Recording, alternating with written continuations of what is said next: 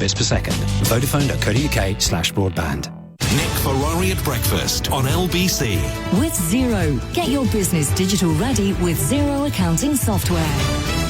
You might recall that we looked at this in the previous hour, and thanks to which we are now looking at your rights regarding travel bookings.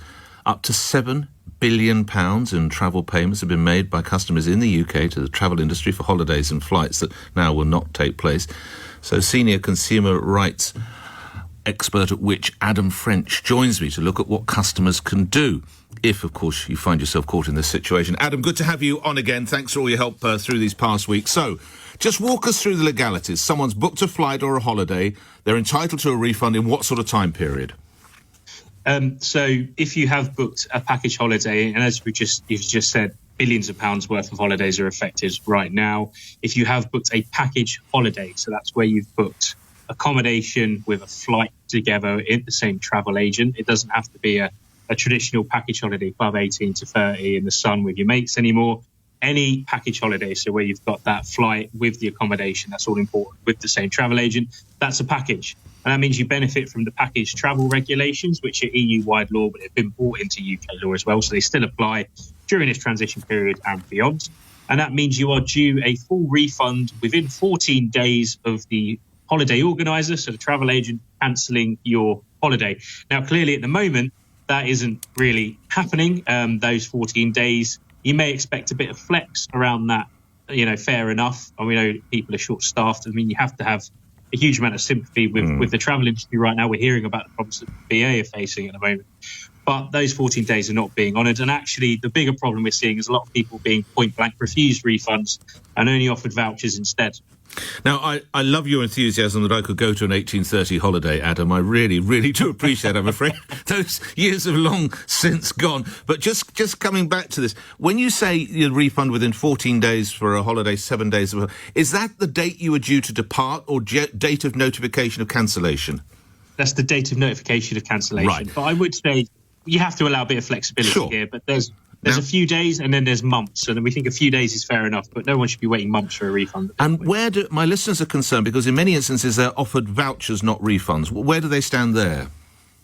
Well, to be perfectly clear, it is not right that travel agents are only offering vouchers instead of cash refunds, and we have a few concerns. And airlines as well? Airlines as well? And airlines as well. Okay, absolutely. On you go. Yeah, on you go. Yeah. We have a few concerns around this, most notably of all that the vouchers are not protected. So if one of these companies, unfortunately, did go out of business, then that money is lost. Those vouchers aren't worth the paper they're printed on at that point in time. So, until there is some kind of financial protection introduced for these vouchers, we cannot, in all good consciousness, recommend that anyone takes these vouchers because they risk losing all of their money. We do have some active calls on government right now to introduce some kind of financial protection for those vouchers and introduce an emergency fund to support the travel industry. But until those measures are put in place, we recommend against anyone taking vouchers instead. And the law is crystal clear here. People should be given their money back where their holidays are cancelled and their flights as well.